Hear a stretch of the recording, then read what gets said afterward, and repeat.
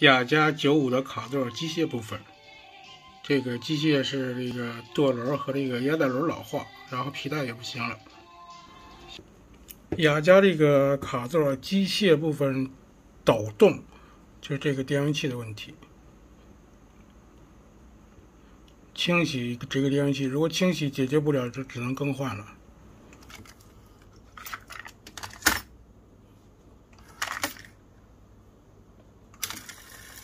这台机器修完了，也调整完了，现在试一下它的这个状态。先看一下它的这个偏磁，用那个1类磁带。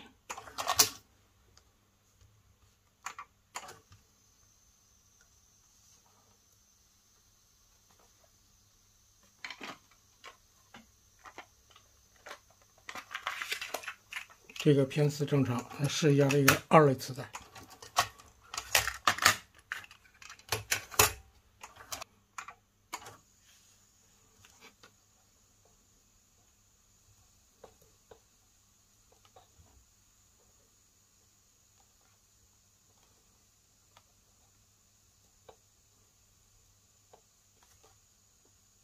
这也没问题，试一下它录音。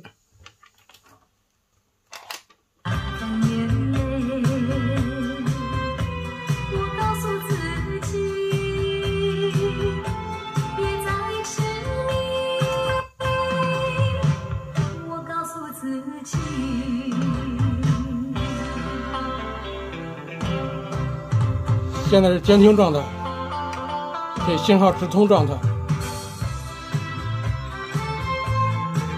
看一下能不能听出来区别。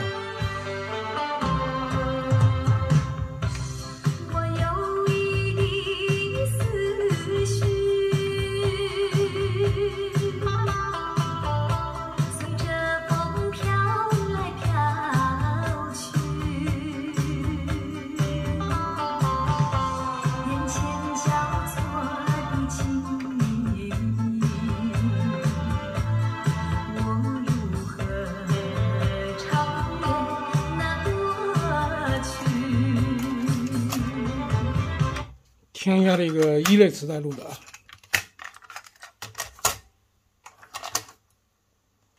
看一下，先调整一下偏磁。